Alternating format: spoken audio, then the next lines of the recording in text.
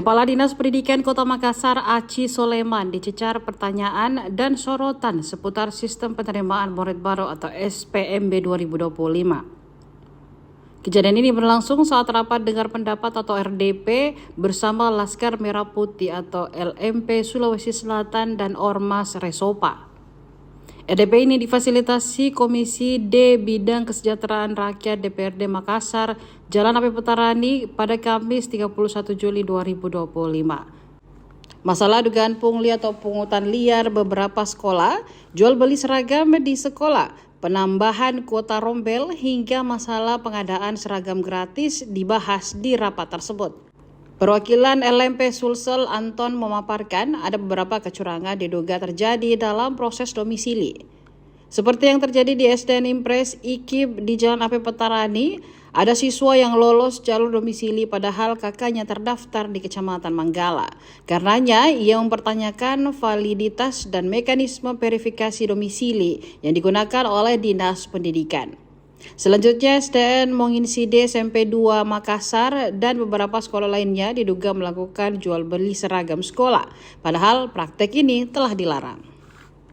Sistem ini bersih, padahal ada laporan pungli dalam proses PPDB tahun 2025. Apakah penguatan itu ini sudah sesuai dengan Permendikbud nomor 44 tahun 2019 tentang PPDB yang melarang pungutan dalam proses penerimaan siswa?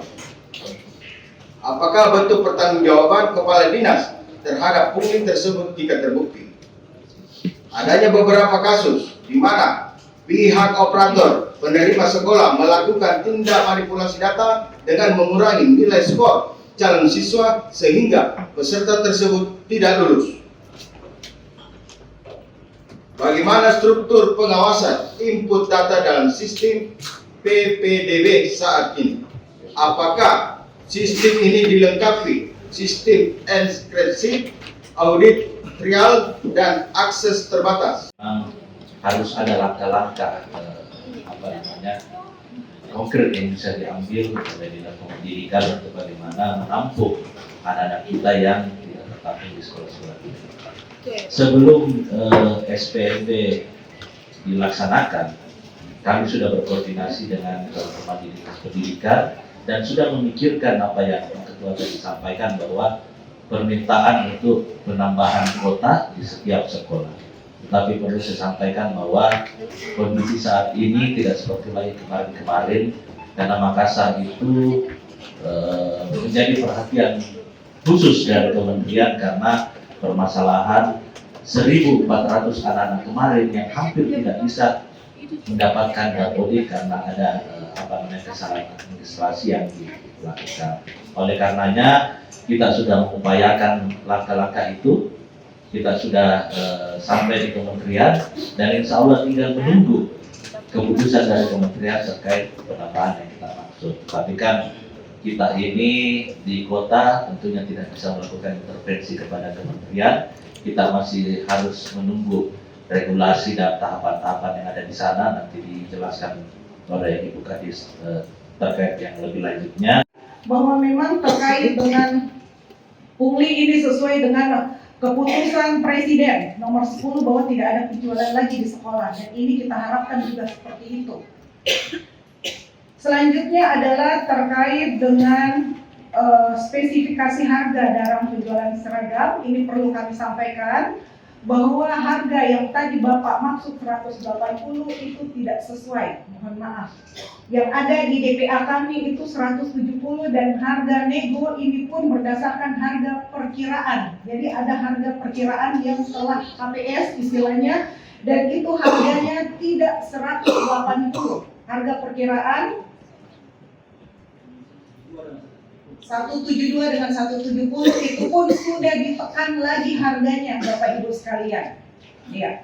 Dan ada proses yang namanya negosiasi dan quality control. Jadi ini yang perlu kami luruskan, bahwa proses quality control tentunya akan kami lakukan dan menjadi kewajiban kami untuk melakukan quality control dan akan kami evaluasi. Dan selanjutnya tadi apa yang Bapak sampaikan terkait dengan aspirasi yang Bapak Ibu lakukan di kantor kami di tanggal 15 Juli kemarin, saya mengundang untuk masuk untuk menjawab pertanyaan-pertanyaan yang Bapak sampaikan, tapi beberapa anggota tidak mau menyampaikan aspirasi masuk ke dalam, hanya menyampaikan di luar. Saya pun ingin menjawab pertanyaan-pertanyaan yang disampaikan di aspirasi tersebut oleh anggota Bapak tidak menginginkan hal tersebut. Ya.